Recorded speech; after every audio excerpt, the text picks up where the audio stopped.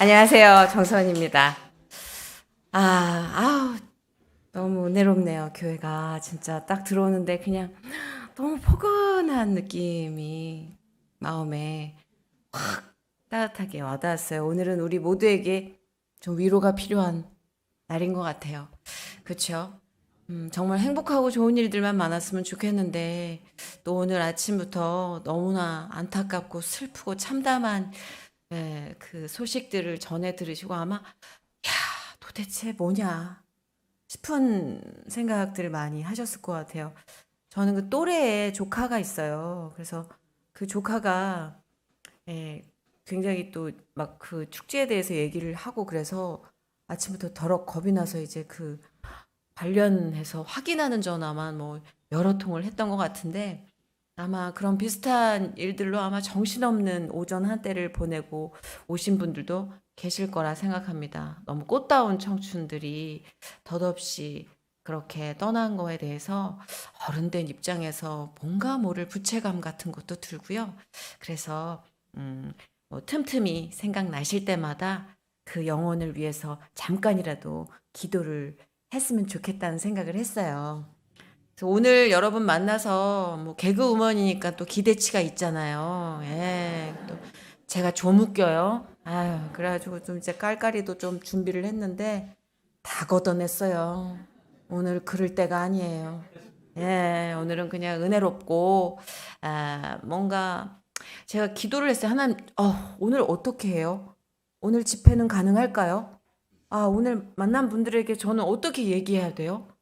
근데 그렇게 물음표를 한 세 개 던지기가 무섭게 너무 확실한 느낌표가 하나 꽂히더라고요. 언제는 네 뜻대로 했냐라는.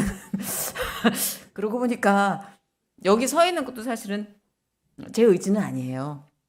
저는 뭐 간증 집회를 굉장히 제가 열과 성이 넘쳐나서 막 정말 하나님을 전하고 싶은 사명감이 넘쳐나서 그런 의로운 마음으로 자리에 서는 그런 종류의 사람이 아니에요. 될 수 있으면 피하자. 될 수 있으면은 이렇게 눈에 띄는 자리는 좀 도망가자. 하나님 입장에서는 굉장히 뺀질이 딸이기 때문에 몇 번 잡아다 안 치고 그래도 계속 도망가는 딸이라 사실은 제 의지가 아니에요, 정말. 근데 저희 집 승강기가 한 달 동안 교체 공사를 합니다. 예, 더불어서 저희 어머니가 이제 예배를 드리러 내려가실 수가 없어요.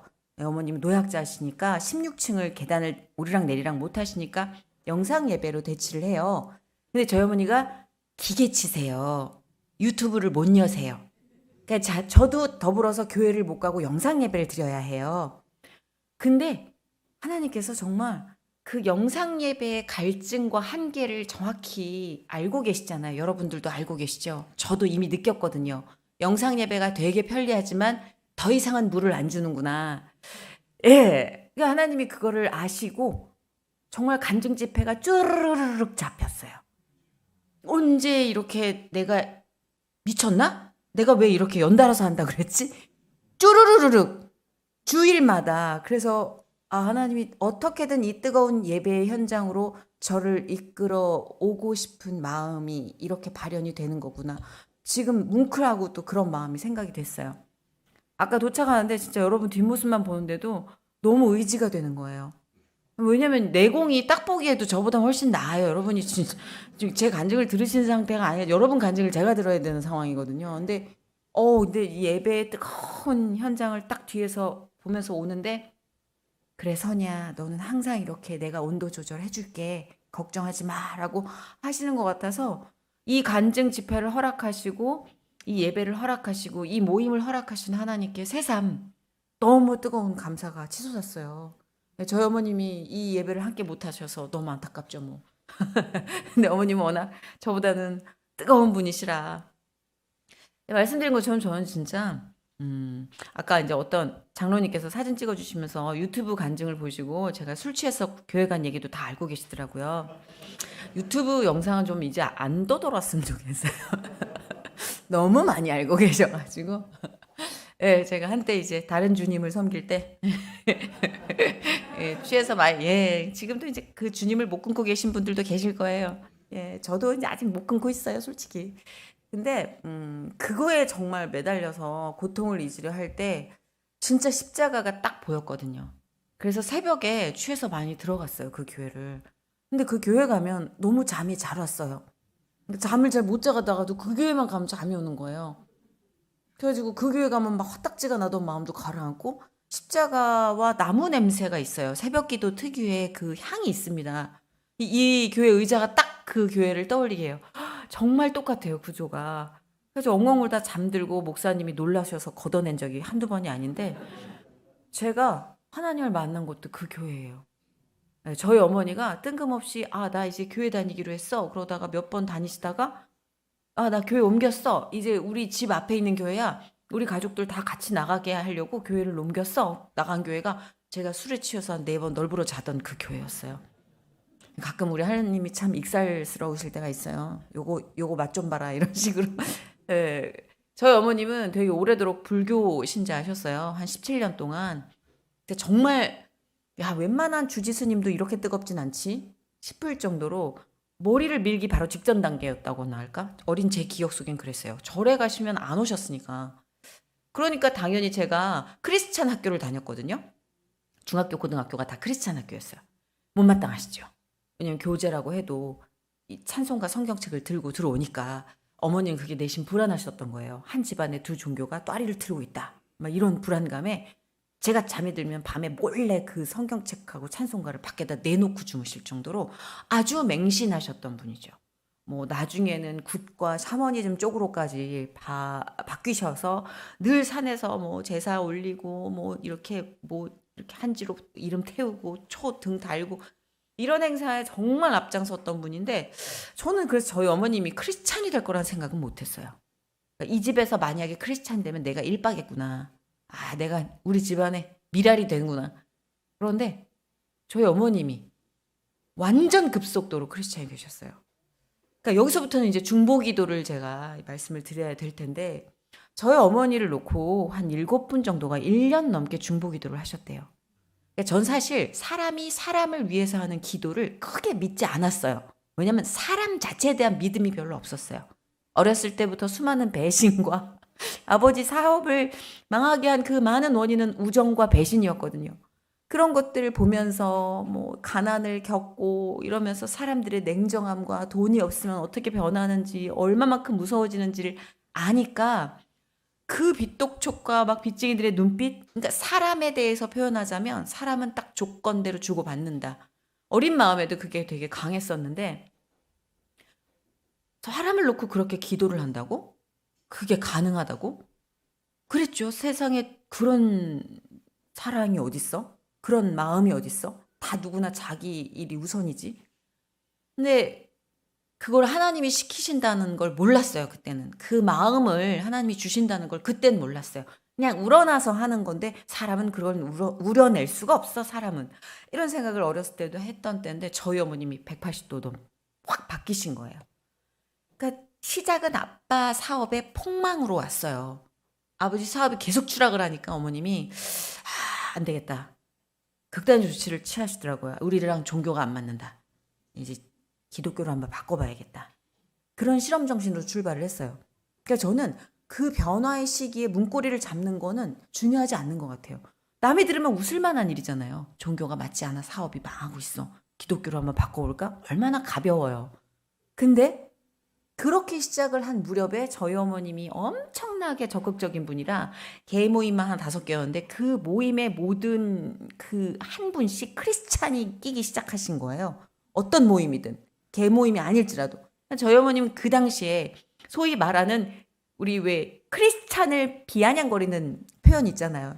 예수쟁이라는 표현으로 되게 못마땅해 하셨어요. 모임마다 예수쟁이들이 하나씩 꼭 껴있어. 이런 식으로 불만을 토로하셨고 아니 나를 위해서 기도를 왜 해? 지 일이나 잘하지? 이러면서 또 불만을 토로하셨고 그러다가 어느 날 정신 차려보니까 그때 제가 20살 정도였는데 아니 교회를 한번 가보자 그래가지고 가봤는데 시끄러워 그렇게 시끄러워 그래서 안 맞아 나랑 안 맞아 그러시다가 아빠 사업이 흔들리니까 여기 그 기도를 좀 해보면 낫다고 그래서 내가 한번 기도를 해보기로 했어 까지만 듣고 엄마의 변화는 관심이 없었어요. 그 시대 20대들이 늘 그렇듯 제 일과 제 모든 바운더리의 일이 최고였기 때문에 관심이 이제 끊어졌죠.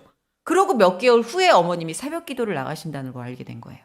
아우, 교회 시끄러워. 아우, 왜 이렇게 그냥 일으켜 세우고 자꾸 장미를 주고 막, 아우, 왜 이렇게 밥을 먹고 가라고 그러고 전화번호를 따고 그래. 막 이러면서. 모든 교회 문화, 참견한다라고 생각했던 그 귀찮아하던 교회 문화가 얼마 안 갈 거라고 생각했는데, 저희 어머님이 새벽 기도로 점프를 하시더라고요. 그러더니 방언 은사를 받으시고, 그러더니 완전 바뀐 삶을 살기 시작하셨어요. 근데 저는 한편 그때 이제 고등학교까지 미션 스쿨이긴 했지만 신앙이 거의 없었어요. 그냥 학교 수업이라고 생각했었지 제 안에 하나님이 뭐 찾아오시거나 만난다는 어떤 극적인 행위는 없었으니까 없다고 생각했어요. 그리고 그냥 뭐 개그맨이 됐고 개그맨이 된 것도 되게 우연히 그냥 저는 우연히 등록금을 벌려고 아버지가 1학기 등록금을 대고 나서 사업이 망하셨기 때문에 2학기부터는 제가 벌어서 충당했어야 되는데 방송국 알바가 짭짤한 거예요. 가서 이제 한 2시간, 3시간 녹화를 하면 그 당시 돈으로 10만 원. 그리고 조금 야외 나가서 고생하면 15만 원. 이게 몇 번 모이면 등록금이 되니까 안 갈 수가 없잖아요.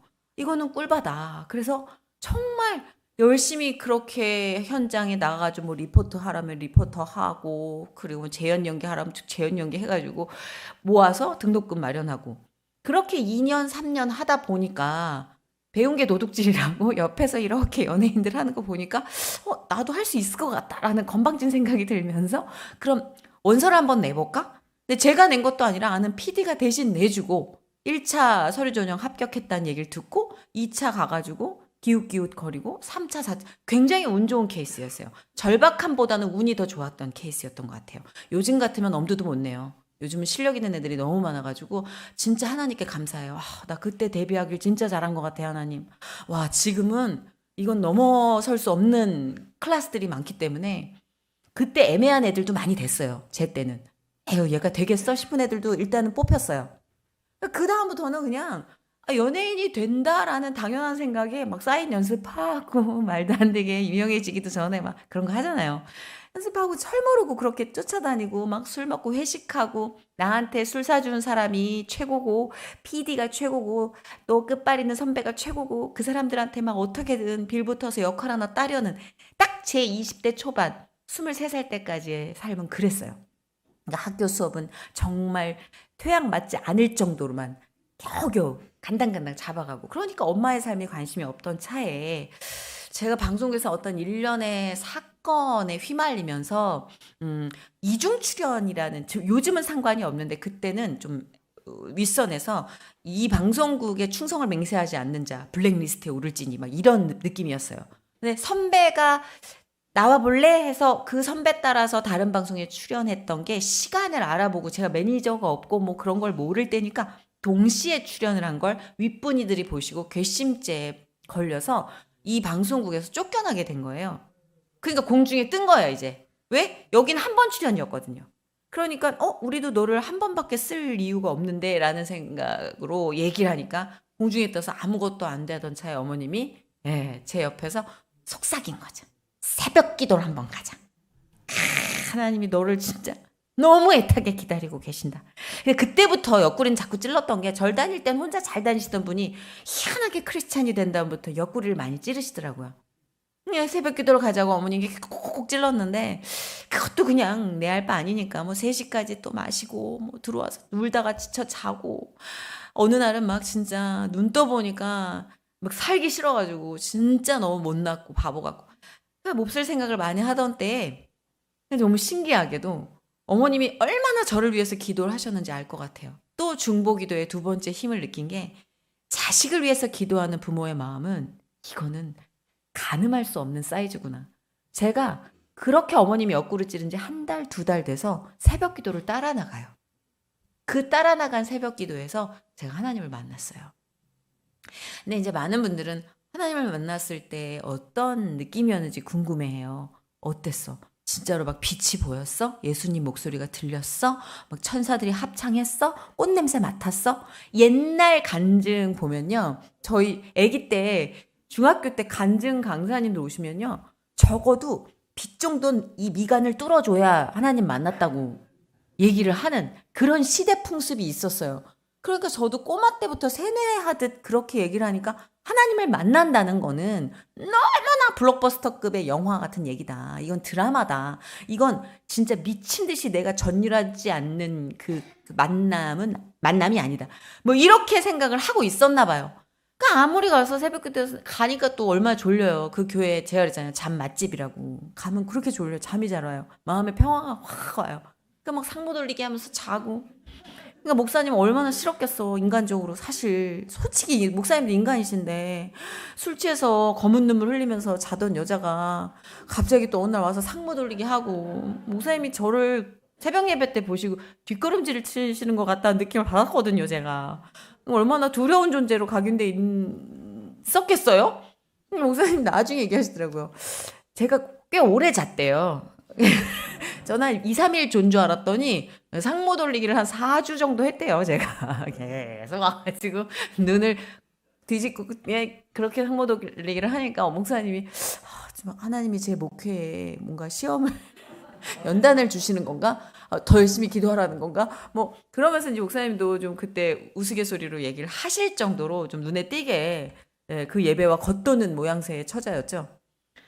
근데 그렇게 한 4주 정도 돼갈 무렵이었던 것 같은데 야, 정말로 이거는 제가 좀 더 드라마틱했으면 좋겠다 싶은데 장면으로 치면은 정말 너무 밋밋해요. 근데 아마 만나신 분들은 아실 것 같아요. 그게 아주 살짝 스치는 것 같은 느낌인데도 내 인생을 바꿔놓을 힘이 있더라고. 예, 남한테는 그게 뭐야? 그래서 뭐 펑펑 운 거밖에 아니잖아. 그 네 감정에 취해서 온 걸 수도 있잖아. 이렇게 얘기를 들을 수도 있어요. 그렇게 들어본 적도 있고. 근데 달라요. 설명이 안 돼요. 인생 전반이 뒤집힐 수 있는 0.1초인데도 그 파워가 있더라고. 그러니까 그날도 그냥 문 열고 들어갔는데 이 여는 순간부터 아 이게 희한하게 여기서 확 눈물이 나오는 거예요. 이 문고리 잡고 들어갔는데 이거 뭐야? 눈물이 줄줄 나오는데 그게 뭐 이렇게 억울한 일이 있었던 날이었으면 거기다가 제가 뜨개질을 해서 붙이겠는데 억울한 일도 없어요. 응, 슬픈 일 있으면 거기다 갖다 그냥 붙여놓으면 되는데 그것도 없었어요. 그냥 어제와 같은 오늘. 그냥 습관적으로. 거길 또 한 달이나 상모 돌리기 하러 가는 저도 웃기잖아요. 그래서 저는 진짜 그건 하나님이 붙들어 심으셨다는 생각밖에는 할 수가 없더라고요. 왜냐면 제 의지로 가기 싫었어요. 정신 차리면 막 투덜투덜 뭐 저는 그냥 말 안 하고 있으면 되게 화나 보인대요. 입이 나와서. 그래서 항상 이렇게 하고 있어요. 예, 좀 땡겨놔요. 기본적으로 땡겨놓으면 오해를 안 사니까. 근데 약간 풀고 있으면 이게 이제 좀 화가 나 보인다고. 근데 진짜 화나면 얼마나 나오겠어요.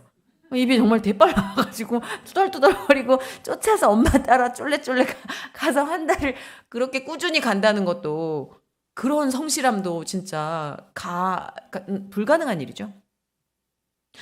근데 문을 열고 눈물이 확 나 있는 상태에서 앉았는데 목사님이 어떤 말씀을 하시는지 잘 몰라요. 성경에 나온 인물들은 너무 이름이 길고 너무 와닿지 않고 사건 사고 너무 많고 그러니까 뭐 역사적인 뭐 이런 지식도 없고 전혀 뭐 들리지 않는 가운데 목사님이 설교하시는데 계속 이 명치가 계속 뜨끈뜨끈 이게 달궈지는 느낌으로 계속 이렇게 눈물을 흘리면서 흐느낀 거예요. 그래서 저희 어머님은 딱 감 잡으시고 옆으로 쭉 가서 혼자 이렇게 제가 예배를 드리게 해 주시더라고요. 그러나 개인 기도 시간이 돼서 불을 딱 껐는데 이게 이제 저는 그 교회에서 처음에 2번 뛰쳐나왔어요. 방언이 싫어가지고. 방언 기도 소리가 너무 무서웠어요.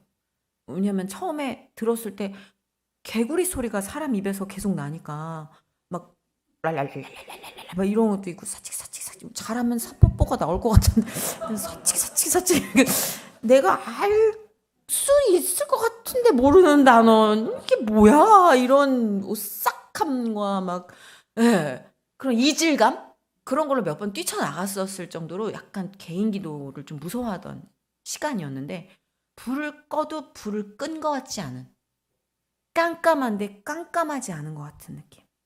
그건 모르겠어요. 근데 그 주변이 환한 것 같은 느낌으로 눈을 이렇게 떴든지 감았는지도 모르는데 정말 계속해서 이렇게 마음이 차가워지면서 그냥 주먹으로 빵 하나가 온 거예요. 내가 너를 사랑한다. 이건 여러분 게임 끝난 거예요. 이거는 게임 끝난 겁니다. 우리가 살면서 하나님께 딱 한순간 0.001초 딱 치고 들어오는 그 강렬한 고백을 받는다면 도망칠 수 없는 은혜의 늪에 우리는 빠진 거라고 저는 확신합니다. 그때는 몰랐어요. 근데 이 사랑 고백이 여러분 너무 강렬해요. 그게 너를 사랑해 라는 느낌으로 강렬해서가 아니라 내 안에 세포 하나하나에 스며드는 그 느낌이, 왜냐하면 저는 그때 제가 너무 싫었어요.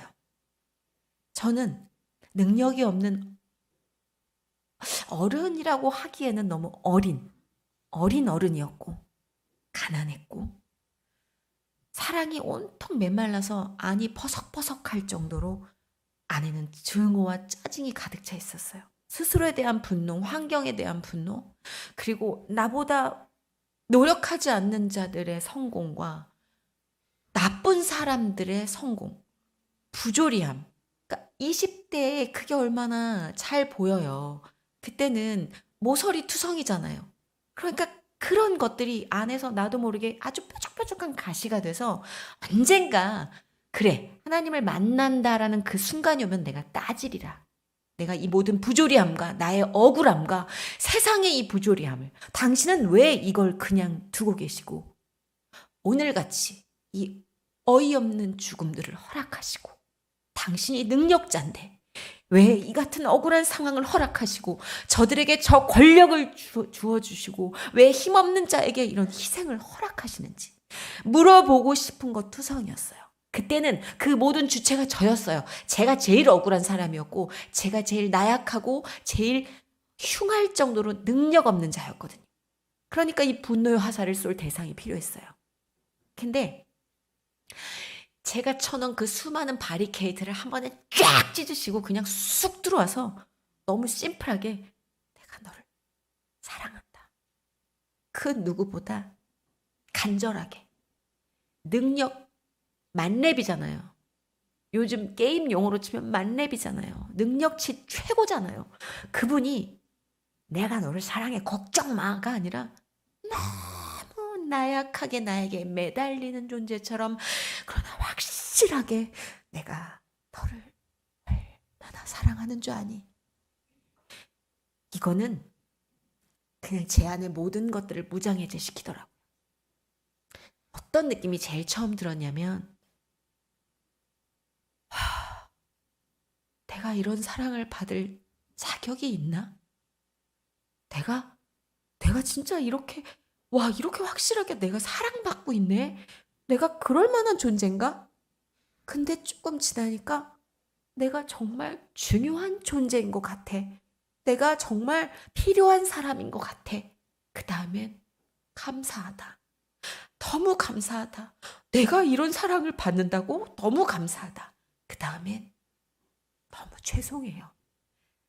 나는 하나님한테 솔직히 이렇게 사랑받는 줄 몰랐어요.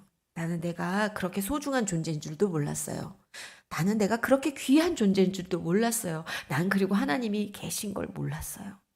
그래서 하나님을 조롱했고 하나님 믿는 사람을 비웃었고 내가 알고 있는 모든 지식을 총동원해서 크리스찬들의 모순을 찾아내려고 노력했어요. 그게 자꾸 생각나더라고요. 그게 얼마나 하나님을 아프게 했었는지. 그게 너무 죄송하더라고요. 근데 그 제 모든 감정의 격변을 그분이 정말 너무 따뜻하게 그냥 이렇게 끌어안아 주고만 있는 것 같은 느낌. 수다스러운 내 감정의 변화를 그냥 너무 조용하게 감당해 주고 계시는 느낌. 이런 게 진짜 사랑인 거구나.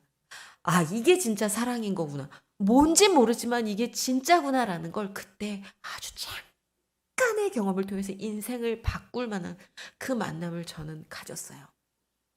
그래서 하나님이 부르시면 투덜대든 내빼든 척하든 뭐 도망가고 싶어 하든 결국은 이 자리에 서서 여러분을 만나요. 왜냐하면 어떤 도구를 통해서라도 어떤 이유 불문하고서라도 내가 일으키고 싶은 생명이 있어. 내가 살리고 싶은 사람이 있어. 내가 만나고 싶은 그런 생명과 영혼이 있어. 너처럼. 그날의 너처럼. 그거를 못 이기겠더라고요. 여기도 한 분이 계실지 두 분이 계실지 몇 분이 계실지 전 몰라요. 전 알 수가 없어요. 근데 그 마음을 계속 주세요. 내가 너를 위로했던 것처럼 위로해주고 싶은 영혼이 있어. 그 사람이 나를 알지 못하더라도 나는 포기하지 않고 그 사람을 만날 노력을 할 거야. 너라는 도구를 쓰던 누구라는 도구를 쓰던 여기 목사님, 여기 집사님, 장로님, 뭐 권사님들 수많은 나의 영혼들을 도구로 써서 그 생명을 구할 거야. 그 진짜 그게 너무 확고하니까 거절을 못 하겠어요. 거절을 했다가도 너무 찜찜해요. 너무 걸려요, 가시처럼. 그럼 다시 돌이키고 또 와서 이렇게 다시 제자리에 서요. 그런 일들의 반복이에요.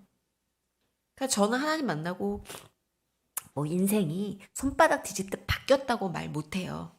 제 안의 것들이 뒤집히면서 바꿔가고 있는 거지 상황은 그대로일 때도 있고 오히려 안 좋아질 때도 있었고 실제로 예수님 믿고 우리 아버지 사업이 수직으로 망했어요. 그러니까 어머니가 아버지 사업 때문에 교회로 갔는데 이렇게 대충 망하던 게 확실히 망했어요. 이 아버지가 시험 들으시더라고요. 교회를 죄송해요. 간증인데 이게 좀 많은 분들께 세신자분들도 오셨을 텐데 뭐야 잠깐만 이렇게 되면은 얘기가 달라지는데 아버지가 교회를 떠나셨어요. 그래서 시험 드셔가지고 근데 이제 그 중간중간 뭐 여러 가지 스토리가 있었는데 저희 아버지가 또 이제 남성분이시고 가부장적이시니까 목사님의 설교 말씀을 들으시고 이렇게 약간 뭔가 좀 목사님께 주의 종이니까 어머니가 무조건 복종하고 왜 우리 어머님 세대의 신앙은 요즘은 좀 많이 또 달라졌죠 목사님 목회하시기 어려우시죠? 네. 저 같은 성도들이 많아져서 그래요. 저희 어머님 세대는 사실은 목사님이 주의 종이기 때문에 무조건 복종이거든요. 예. 장로님들, 권사님들은 아마 요즘 신앙도 좀 많이 다르다 싶을 때가 있으실 거예요. 그때는 목사님 거절이 뭐 이렇게 저희는 알겠습니다. 아멘. 이러고 이제 순종하는 저희는 개척교회 출신 이제 제가 개척교회 출신이라 개척교회는 한 40, 50명 정도가 오면은 교회가 꽉 찼다고 느껴질 정도였어요. 그래서 제가 그 상가 4층에 있는 교회에서 출발했는데 그때 저희 어머님이 그 신앙의 모든 앞서서 길라잡이를 다 해주셨던 것 같아요. 저희 어머님이 그 몸담고 있는 그 뭐라고 그래야 되죠? 그 뭐 직분이라고 그러죠. 그 직분이 5개였어요. 개척교회잖아요. 1인 3역, 1인 2역을 해야 되거든요. 뭐 여신도 구역회 뭐 이런 재정 성가대 뭐 이런 식으로 엄청나게 바쁘시고 저희 집이 거의 교회 살림이랑 거의 겹쳐질 정도로 왜냐면 교회에 손님들을 모실 데가 없으니까 이렇게 집안에 있는 뭐 어떤 거 이용해 가지고 이렇게 모시고 뭐 하여튼 섞여서 약간 우리 집이 어떤 교회 식당인가 아니면 교회 그 학생회관인가 뭐 이런 생각이 들 정도로 근데 저희 아버지가 그런 일련의 것들이 좀 못마땅하셨던 데다가 사업적으로도 힘드시니까 완전히 교회를 떠나셨어요. 그러니까 저와 어머니가 불이 붙을 때 아버지가 완전 싸늘해지셨어요. 참 다 가질 수는 없어요. 이제 그때부터 은혜로움과 해결되지 않은 이 숙제와의 전쟁이 시작되는 거죠. 저는 정말 하나님께 너무 많은 은혜를 받았어요. 진짜 기도한 대로 하나님이 너무 젖먹이에게 모유수유하듯 기도한 것들을 정말 다 너무너무 그때 제 1순위가 그거였어요. 명예를 달라. 저는 유명해지고 싶어요. 저는 진짜 유명해지고 싶어요. 너무 말 같지도 않은 기도 많이 했어요. 저 진짜. 뭘 알았어야죠. 원한 대로 다 된다니까 그냥 다 갖다 올려보는 거죠. 빚도 해결해 주세요. 뭐 다 된다는데 일단 다 올려봐야죠. 일단 올려서 까이더라도 일단 올려는 보는 거지. 좀 예뻐지게 해주세요. 뭐 좀 살도 빼주세요. 빚도 다 갚게 해주세요. 뭐 아빠 문제도 너무 이제 아버지가 술 드시고 뭐 다 이렇게 인테리어를 좀 많이 바꾸셨어요. 음, 체육 전공은 아니신데 그렇게 체육을 잘하셔가지고 집안에 이렇게 가면은 독특한 인테리어 감각이 있으셔서 책상 다리도 3개짜리 좋아하시지 4개 싫어하셔서 다 분질러 놓고 이제 스탠드도 이렇게 덜렁덜렁한 거 좋아하시고 이제 그게 숙제였죠 이제 집안에. 그래서 그런 것도 기도하고 다 올릴 수 있는 건 다 올려보는 거예요 막. 근데 그때를 되짚어 보면 정말 하나님이요 정말 시간표를 얼마나 촘촘히 짜서 저한테 하나하나 야금야금 또 많이 필요할 땐 배 터지게 먹게도 해줬다가 다이어트 필요할 땐 또 좀 빼기도 했다가 얼마나 섬세하게 디렉팅을 하셨는지 알겠는 거예요. 그때는 몰랐어요. 아유 주실 건 확확 주시지 이렇게 야금야금 주시냐 미치겠네 막 이러면서. 근데 얼마나 내 새끼가 넘어지지 않게 안정감 있게 이 체력 안배를 하셨는지 지나고 나니까 그 모든 걸 잃게 되니까 알겠더라고. 첫 번째 내게 아니었구나. 두 번째 우리 아버지가 엄청나게 뜨개질하시고 섬세하시고 노력을 하신 작품이었구나. 이런 모든 우연이라고 생각했던 만남조차도. 그래서 정말 저는 그냥 예수님 믿으면 꽃길을 걷고 일단 뭐 진짜 승승장구 하더라고요. 뭐 프로그램 뭐 섭외부터 명성, 돈, 빚 해결 뭐 이런 거를 몇 년에 걸쳐서 정말 순식간에 성큼성큼성큼 해결해 주시는데 와 그러면서 이제 제가 서원 기도를 한 게 하나님 저 명성을 갖게 해주면 제가 하나님을 증거할 수 있는데 쓰일 수 있으면 쓰이겠습니다. 정말로 그 약속을 내가 달려가서 하고 싶을 만큼 하나님께서 너무 부어주시니까 막 신이 나서 그때 여러분 하나님 믿으셔야 돼요. 진짜 하나님이 이렇게 해주셨고 이렇게 해주셨어요. 뭐 그렇게 간증을 했던 것 같아요. 어린 시절 제 그 간증을 기억해 보면. 근데 그때도 항상 아버지 얘기는 간증에 이야기를 못 꺼냈어요. 왜냐하면 풀리지 않는 아직까지는 우리에겐 숙제였으니까 아버지를 해결해 주실 때까지는 비밀이었어요. 정말 그 모든 아버지의 일련의 행위들이. 근데 이게 명성이 올라가고 이제 바빠지면서 익숙한 전개가 펼쳐지죠. 예, 점점 귀찮아지는 거예요. 이제 점점 덩어리가 큰 쪽으로 갑니다. 이제 교회에서 섭외가 오면 잠깐만요 목사님 제가 요즘 스케줄이 라는 가짜는 변명을 대기 시작하죠.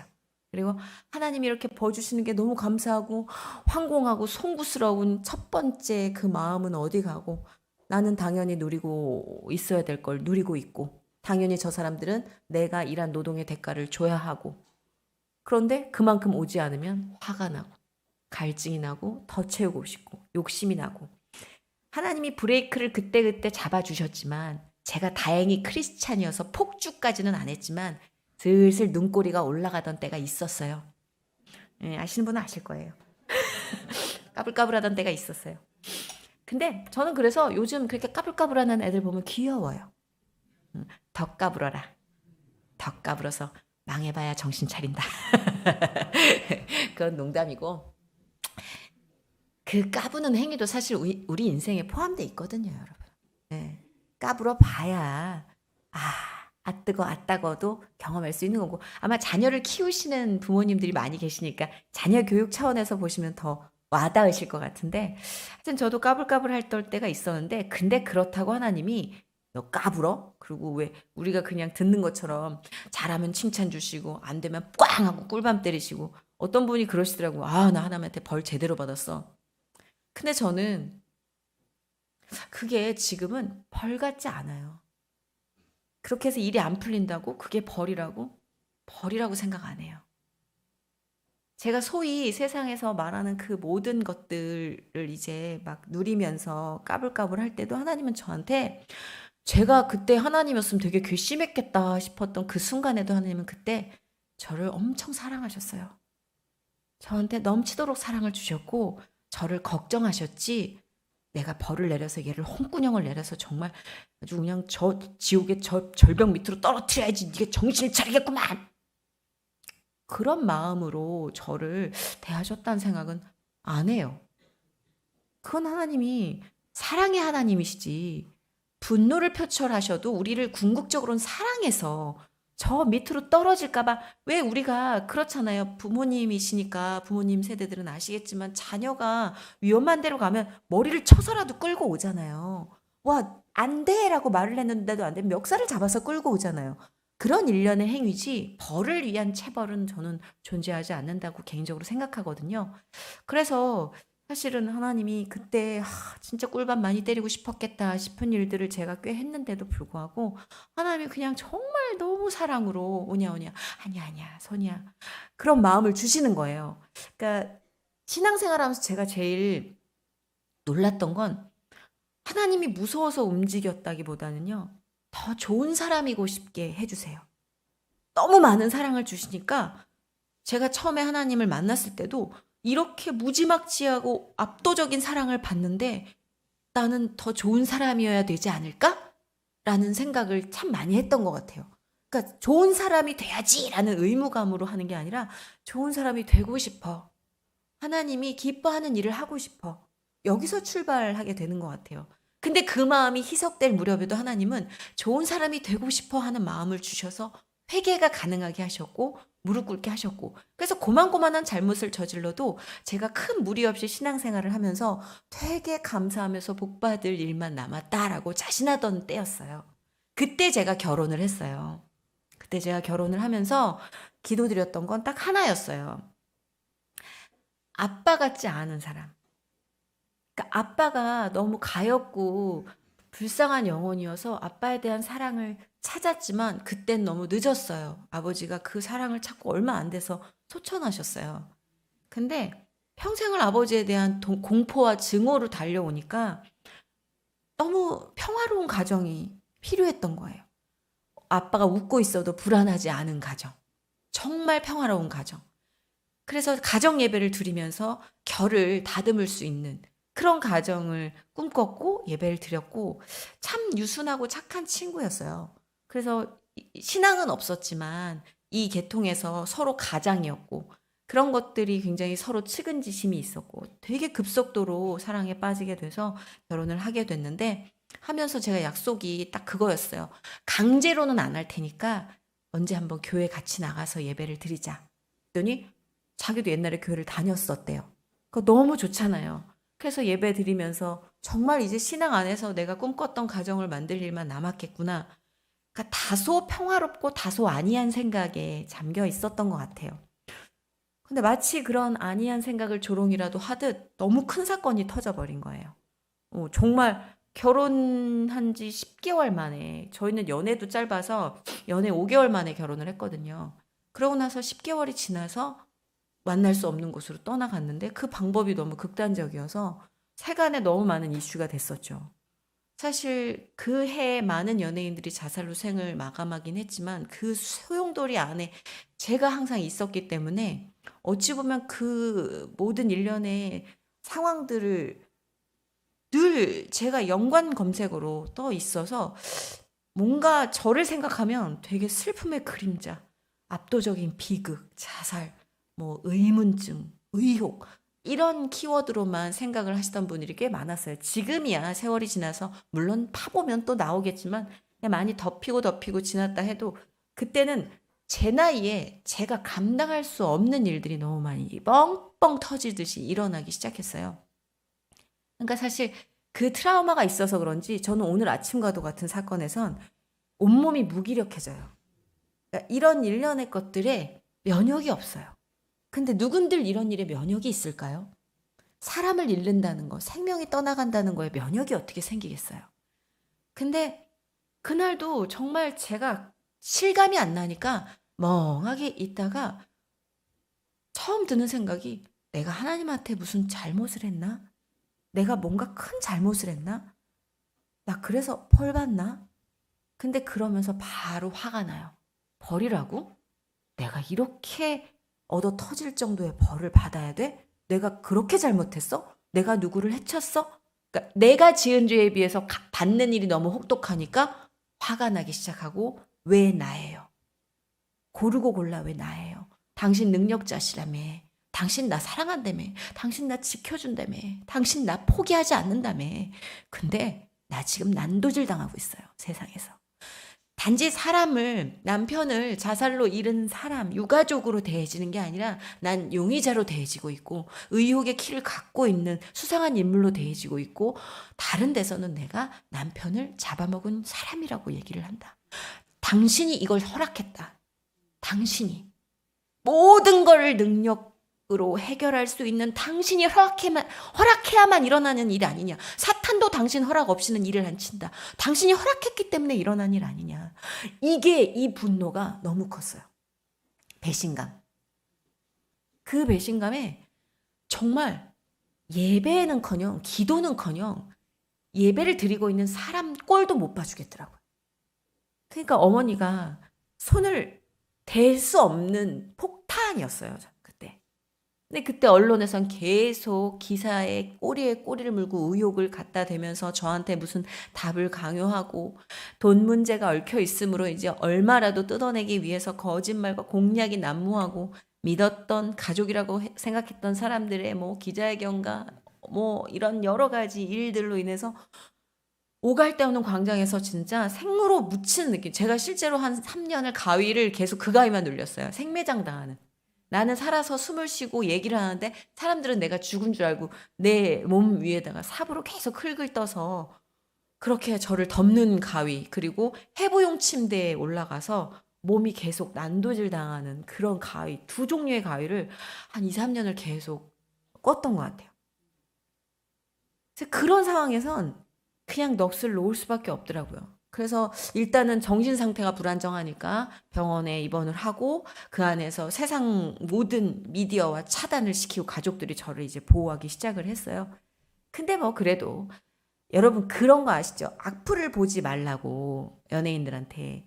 악플을 보지 않습니다, 잘. 악플을 전해주는 친구가 있어요. 놀랍죠? 여러분 주변에도 비극을 되게 열정적으로 전해서 실어다주는 친구들이 있을 거예요. 어머 어떡해 어머 세상에 이러면서 아침부터 비극을 전하는데 에너지가 만빵인 친구들 정리하십시오. 슬슬 거리 두시고요. 저는 다 전해주더라고요.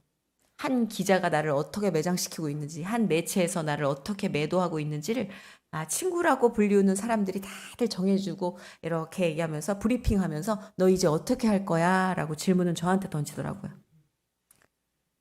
감당이 안 되더라고요. 제 멘탈로도, 제 감정으로도, 제 능력으로도 매니저도 손을 놓고 떠나갔어요. 제일 먼저 매니저가 버리더라고요. 이건 우리가 할 수 없는 일이다. 그래서 전 지금도 소속사가 없어요. 소속사를 못 믿겠어요. 이거는 제 트라우마예요. 이건 하나님께 항상 바치고 묻는 제 기도 제목 중에 하나고 과정 중에 있어요. 그때 마음 다친 게 좀 세서 사람을 잘 못 믿겠더라고요. 근데 너무 신기하게 그 모든 걸 놓고 이제 신경안정제, 뭐 항우울제, 뭐 술, 뭐 각종 약물에 의지하면서 한 2달을 살았던 것 같아요. 근데 많은 분들이 궁금해하세요. 어떻게 나왔니? 그 수렁에서 넌 어떻게 나왔니? 문만 열면 너를 물어뜯고 어찌 보면 네가 죽었으면 하는 호기심. 여러분 그것도 굉장히 냉정하고 매정하고 어찌 보면 잔혹한 호기심인데 제 자살설이 굉장히 많이 돌았었어요. 그러니까 네이버 검색하면은 정선이 자살이, 정선이 투신이 뭐 1, 2위를 다툴 정도로. 그럼 매니저들이 이제 그 당시엔 있었을 때니까 막 뛰어오는 거예요. 현장 매니저들이. 근데 그럼 어떤 생각이 드냐면 사람들이 그 다음 타자로 나를 원하나? 그런 생각이 순간 들어요. 순간. 그러다가 또 뭐지? 그러다가 또 저녁에 되면 내가 죽어야 끝이 나나? 이런 말도 안 되는 생각들이 들어요. 그러니까 제가 지금 느끼는 거예요. 그때 제가 급성 우울증에 빠져들고 있었던 거죠. 그러니까 우리 주변에 우울증 걸렸다고 그러면 한편으로는 극복할 수 있는데 왜 노력을 안 하지? 라는 생각들을 하시는 분도 계실 거예요. 왜? 우린 그보다 더한 세대를 살았고 우린 그보다 더한 일들이 있었지만 내 마음이 우울해라고 주저앉을 틈도 없었어 라고 생각하시는 분들도 계실 거예요. 저도 한때는 그랬어요. 우울증은 극복할 수 있는 거 아닌가? 개인이 얼마든지? 아니요. 수영을 배운 적이 없는데 바다에 빠진 느낌이에요. 가라앉고 있고 숨을 못 쉬고 나가고는 싶은데 아무리 헤엄쳐도 헤엄이 아니에요. 그냥 무기력하게 계속 잠기는 느낌? 제가 그 당시에 그랬어요. 그래서 정말 아무것도 안 했어요. 아무것도 안 하고 예배를 드릴 수도 없었고 뭐 끌고 다니면서 선배들이 뭐 목사님 설교 좋은 데 가서 기도 받아 그리고 여기 가서 뭐 이런 일들도 있었지만 오히려 상처만 받고 온 거예요. 왜? 대형 교회 가면은 저 사람들은 뭘 잘했길래 저렇게 감사와 찬양이 그리고 막 할렐루야와 막 감사 사랑해요가 넘쳐. 나는 지금 구멍난 양말을 신고 집도절도 없는 애가 부잣집에 들어온 느낌인데 나는 숨어서 들어온 것 같은 느낌인데 나만 왜 이런 느낌을 받아야 돼? 나만 왜 이렇게 초라해져야 돼? 상대적인 비참함과 초라함에 더 마음의 문이 닫히더라고요. 그거는 제 상처가 만들어낸 일그러진 환상이지만 그때는 그랬어요. 그래서 저는 지금도 너무 많이 슬퍼하고 있고 너무 많이 아픈 사람한테는 섣불리 위로를 못해요. 기도해요. 정말 뜨겁게 기도해요. 왜냐하면 그 마음을 아니까. 그리고 그 사람을 한번 안아주게 되고 그 사람하고 밥 한 번 먹더라도 말 한마디 안 하게 돼요. 왜냐하면 어떤 말도 저 사람에겐 따가울 때니까. 근데 그런 시기에 하나님은 여러분을 쓰셨어요.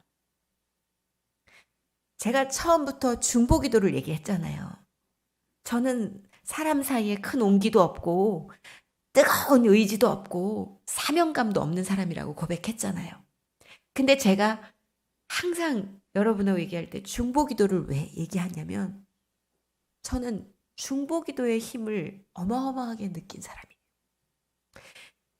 여러분을 쓰셨어요. 제가 아무것도 못하고 팔다리가 잘려나간 것처럼 무기력해지고 점점 어둡고 추운 곳으로 나락으로 떨어질 때 여러분께 하나님이 저를 떠올리게 해주셨어요. 그때부터 들어오지 않던 많은 분들의 기도가 하나씩 둘씩 크게 들려오기 시작했어요. 어떤 날은 목사님이 밖에서 어머니와 두런두런 얘기를 나누고 문에다가 항상 기도를 하고 가셨대요. 그 문의 온기가 느껴져요. 그리고 어떤 날은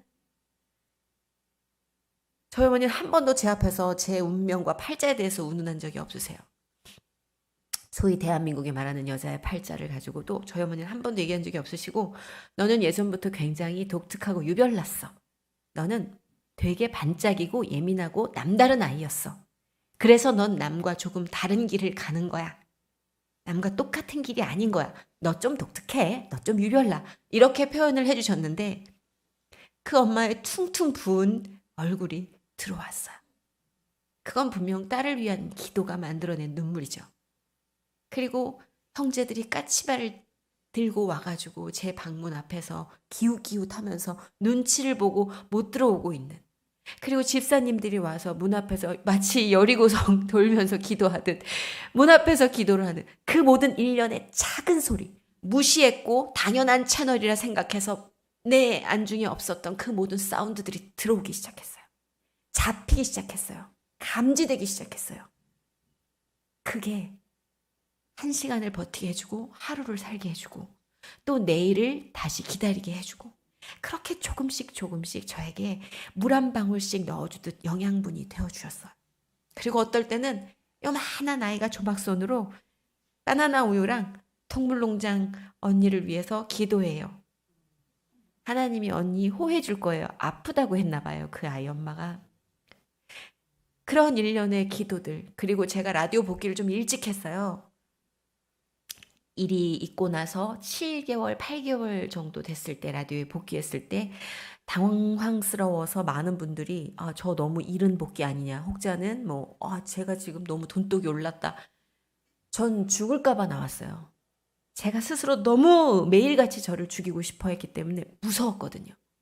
그래서 갚아야 할 빚이 있었고 그 책임감과 두려움이 저를 다시 나오게 했고 그 나와서 일하는 동안 매일같이 너무 벗겨지는 살같이 벗겨지는 비난과 고통 어린 시선들을 감당해야 됐거든요. 그게 저를 시름시름 죽이더라고요. 근데 그럴 때 여러분을 쓰셨어요. 게시판의 수많은 악플 사이로 그냥 심플하게 당신의 승리를 위해서 기도합니다. 당신을 위해서 기도합니다라는 정말 그 옛날 예수님이 제 가슴을 빵 치고 들어왔던 누구에게 말하기 어려운 그 소박하고 밋밋할 정도의 단순한 그 응원과 기도가 들어왔어요. 감지됐어요. 확대됐어요. 그래서 저도 손을 모아 기도라는 걸 다시 하기 시작했어요. 기도랄 것도 없어요. 그냥 계속 울었어요. 하나님, 저는 너무 힘들어요. 그때 그 떠나간 분이 책임을 못 진 그 수많은 부채들 관련해서 제가 얽혀 있는 것들이 또 너무나 많이 있었기 때문에 한순간에 아버지의 빚을 갖고 난 그 3년간의 평화로운 시기 지나고 바로 또 이 절벽이기 때문에 생활적인 문제와 뭐 여러 가지, 제가 이제 앞으로 이 나라에서 살 수 있을까? 아니, 내가 살 수는 있을까? 이 공포가 저를 늘 숨막히게 하던 때였기 때문에 하나님, 저는 너무 무서워요. 저는 살고 싶어요.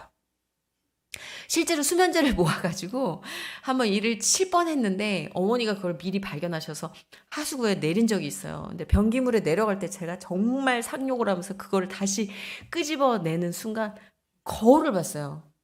그래서 제가 그 거울에 비쳤던 제 눈빛을 아직까지도 잊지 못해요. 번들번들거리고 있더라고요. 저는 제가 되게 고통스러운 눈을 하고 있을 거라고 생각했어요. 되게 슬픈 눈을 하고 있을 거라고 생각했는데 정말 다른 사람을 죽이기 위해서 정말 번뜩번뜩 번들거리는 눈빛이 남의 눈 같더라고요. 그래서 그 제 눈을 잊지 못해요. 그때 엎어져서 제일 순도 높은 기도를 했어요. 하나님, 살려주세요. 저는 이제 아무것도 못하겠어요. 저는 이제 기도밖에 할 게 없어요. 하나님, 세상은 나를 매장시켰고 내가 알던 사람들도 다 내 곁을 떠났고 나는 책임을 져야 하는 가족들과 나에게 믿음을 준 사람들에 대한 부채를 갚아야 됩니다. 하나님, 저는 어떻게 살아야 될지 모르겠어요. 이제 내가 왜 이런 일을 당해야 돼요라는 분노도 없어요. 너무 두려웠기 때문에 매달릴 수밖에 없었어요. 그건 나중 문제다. 왜 이런 일이 일어나는지 나중 문제다. 살고 보자. 난 살아야겠다. 살아야겠다는 생각이 들더라고요. 그래서 살아야겠다는 생각으로 살려달라는 기도를 그때부터 계속했어요. 근데 하나님이 그 살려달라는 기도와 함께 정말 수많은 사람들의 기도가 제 안에 들리게끔 하는 그 동시의 시간대에 무엇을 가장 먼저 가르쳐 주셨냐면, 네가 지금 누리고 있는 수많은 당연한 것들, 그것들 당연한 게 아니야. 그건 내 축복이고 내 선물이다. 이거부터 시작하셨어요. 밥을 먹는 행위, 잠을 자는 행위, 씻는 행위, 옷을 입는 행위, 하늘을 보는 행위, 걷는 행위, 이 모든 일련의 것들이 정말 예민할 정도로 감사하게 다가오기 시작했어요. 난 이걸 못할 뻔했구나. 난 이걸 누리지 못할 뻔했구나. 난 이게 너무 당연했구나. 내가 내 채널에서 들리는 모든 소리는 당연하다고 꺼놨구나. 근데 그게 당연한 소리가 아니었어요. 그래서 그 부분을 확장시켜 주시니까 하루하루가 사라지더라고요. 그리고 두 번째는 지금 할 수 있는 거를 하자. 지금 할 수 있는 걸 하자. 선이야, 걱정하지 마. 걱정하지 마. 지금 할 수 있는 걸 하자. 걱정하지 마라는 얘기를 진짜 제일 많이 하신 것 같아요. 그 시기에 저한테. 그 느낌이 와요. 그냥 하나님, 저 너무 무서워요. 오늘 기사가 이런 게 또 터졌어요. 저 죽을 것 같아요. 어떡해요? 걱정하지 마. 걱정하지 마. 걱정하지 마. 하나님, 지금 이런 사건이 터졌는데요. 저 지금 싸울까요? 저 변호사 선임해야 돼요. 저 명예훼손으로 지금 제가 방어를 하지 않으면 제가 완전 다 뒤집어 쓴대요. 하나님이 이렇게 말하는데 저는 어떻게 해야 돼요? 잠잠해. 잠잠하고 담대해라. 걱정하지 마라. 이 단순한 명령어가 제 안을 채우기 시작했어요. 걱정하지 마. 걱정하지 마. 걱정하지 마. 근데 놀라울 정도로 사람이 걱정하지 말라고 하면 믿음이 안 가는데 하나님이 안에서부터 걱정하지 말라는 마음을 주시니까 걱정이 안 돼요. 될 것 같아요. 모르긴 몰라도 잘 될 것 같아요.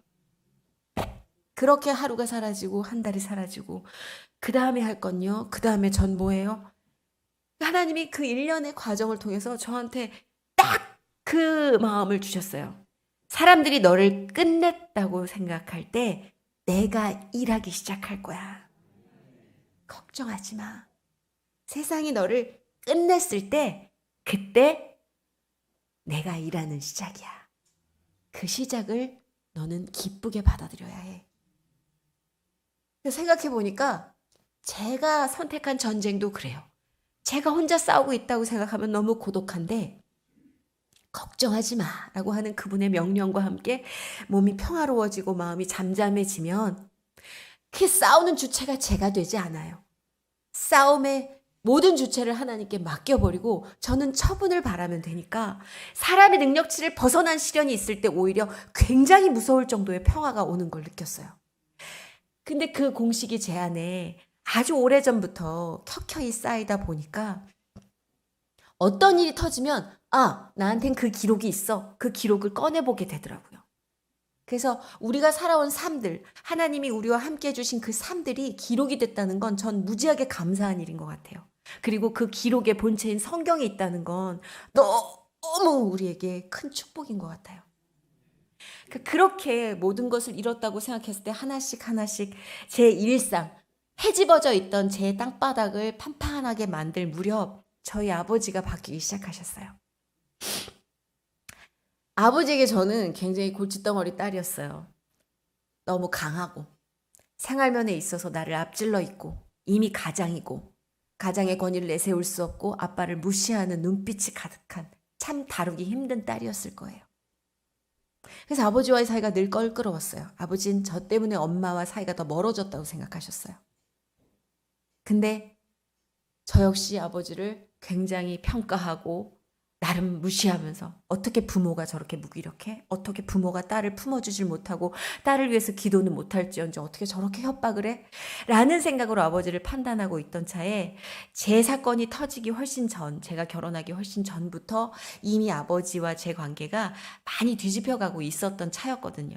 일련의 사건들로 통해서 하나님이 아버지를 긍휼한 시선으로 바라보게 하시고 어느 날 막 다 또 인테리어를 바꾸시고 막 숨을 거칠게 몰아쉬고 있는 아버지를 하나님이 계속 들여다보면서 한번 안아주라는 명령어를 저 안에 주시더라고요. 정말 싫었어요. 납득할 수 없었고 내가 정말 이거는 순종할 수 없을 거라고 생각했는데 저희 어머님을 응급실에 모시고 화가 나서 아버지와 정말 독대를 해서 어떤 단판을 내려야겠다. 독이 오를 대로 오른 상태였기 때문에 그때 이제 아버지에 대해서 어떤 걸 하든 나는 면죄부를 받겠다는 심정으로 교회 가서 기도를 하던 중에 하나님이 그런 마음을 주셨고 그리고 정말 혀를 차면서 말도 안 되는 일이라고 문을 여는 순간 아버지가 불교 방송을 틀어놓고 계시더라고요. 너무 귀엽잖아요, 여러분. 너무 귀엽잖아요. 내가 복수하는 방법은 내가 이 연부를 계속 듣는 거다 라는 아버지의 계산이 너무 귀엽고 애처롭고 그때부터 아버지에 대한 공포가 뒤로 가고 측은지심, 7살 뿔난 소년을 보는 듯한 측은지심이 들어왔어요. 그러니까 안아주게 되더라고요. 안 무서우니까. 근데 이렇게 안고 나니까 우리 아버지가 미안하다고 그리고 고개를 푹 떨구시더니 내가 진짜 외롭다라고 얘기를 하시는데 그때 깨달았어요. 내가 철저히 크리스찬이란 이유로 아버지를 평가하고 고립시키고 있었구나. 나는 사랑을 그렇게 받는데 우리 아버지한테 사랑을 주질 못했구나. 많이 외롭겠네 이 양반 하는 순간 나도 너무 미안해라는 말이 나오더라고요. 근데 그 순간부터 뭐 그 제 사건이 일어나기까지 10년 정도가 있는데 손바닥 뒤집듯 바뀌진 않았어요. 지독하게 싸웠고 또 싸운 만큼 가서 또 울면서 화해했고 근데 달라진 건 항상 아버지를 바라보던 제 시선을 바꿔주셨어요. 그냥 귀엽더라고요, 우리 아버지가. 너무 귀여웠어요. 근데 그 귀여운 아버지가 제가 이제 사건에 놓여 있을 때 위암이 2차로 발병이 됐어요. 그래서 너무 죄송하더라고요. 그래서 되게 열심히 기도를 했어요. 1년만 더 주세요. 딱 1년만 더 주시면 우리 아버지 아직 신앙 갓난아기 같은데 1년만 제가 아버지한테 좀 기회를 더 드리고 싶어요.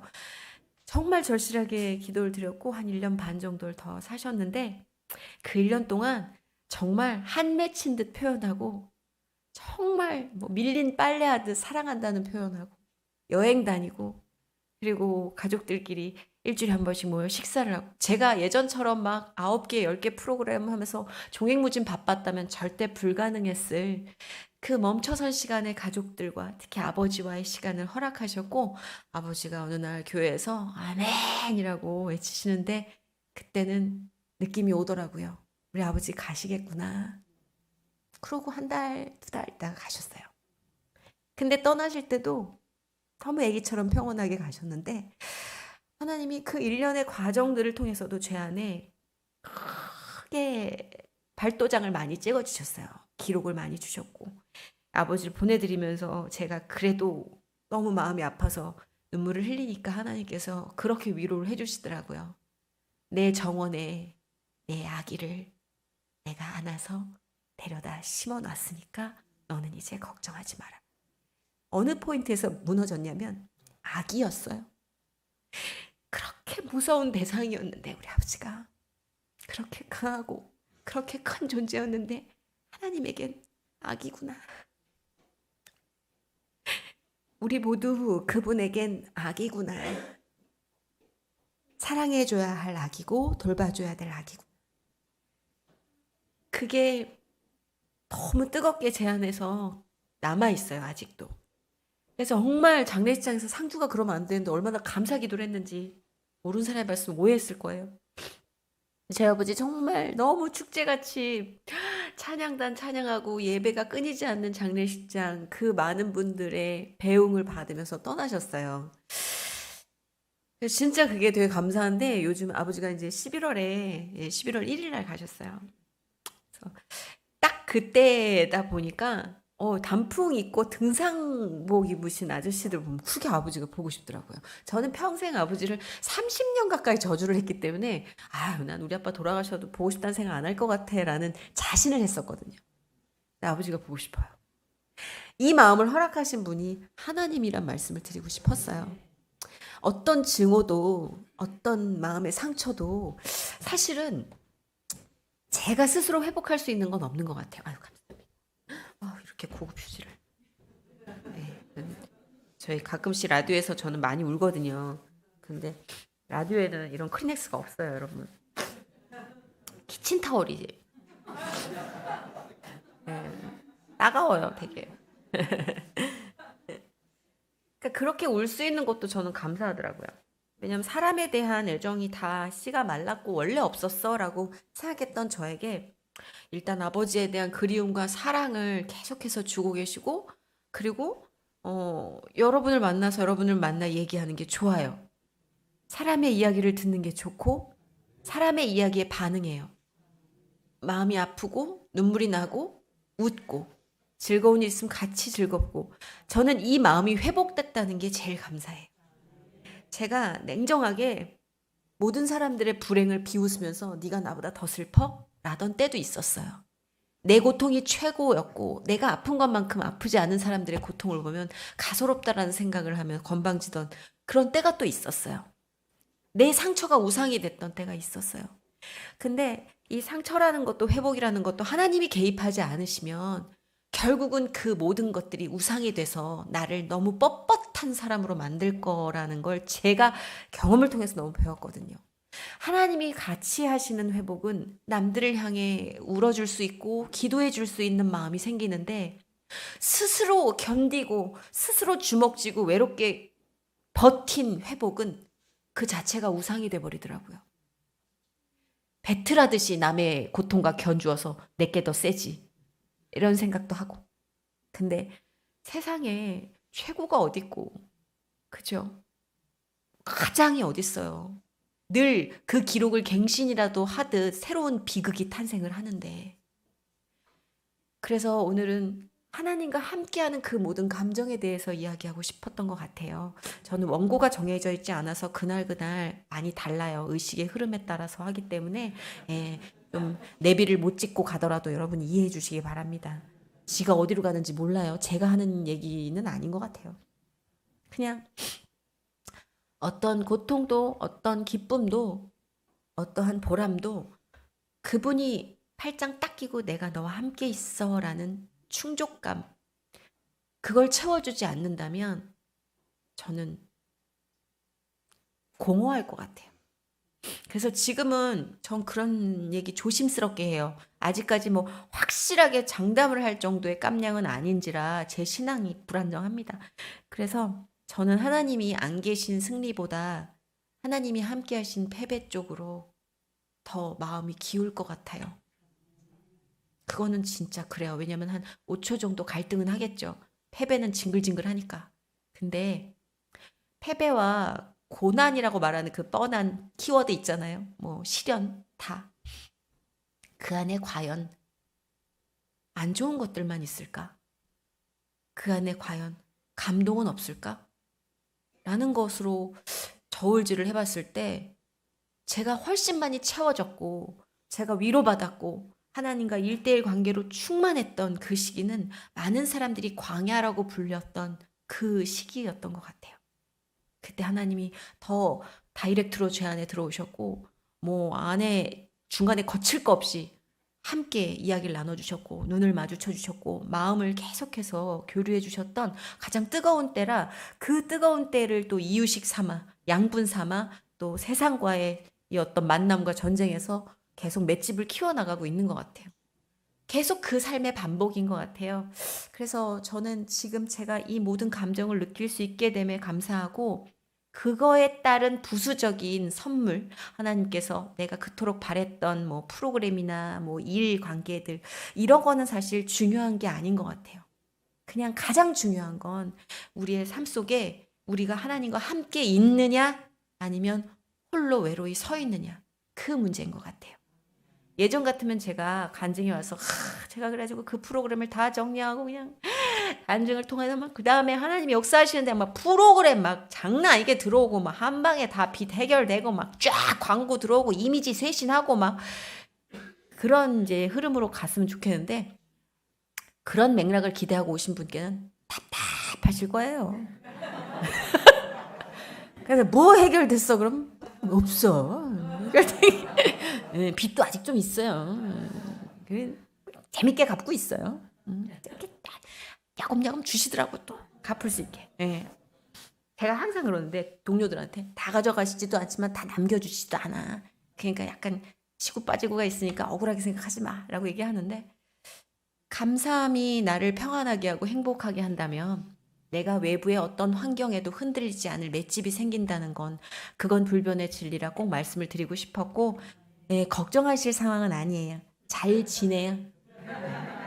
먹을 거 다 잘 먹고 또 누릴 거 다 잘 누리고 또 가끔 좋은 일들 가끔씩 하면서 생색내고 그게 어디야. 그래서 항상 저는 이게 어디냐 이러고 살아요. 잃어보니까 모든 게 다 이게 어디냐 라는 생각으로 와닿고 되게 진짜 감사해요. 오늘도 내려오면서 엘리베이터 고장 나는데 야 진짜 튼튼해지겠다. 이게 어디냐. 하루에도 3-4번씩 오르내리다 보니까 청계산 날다람쥐가 돼 있네요 제가.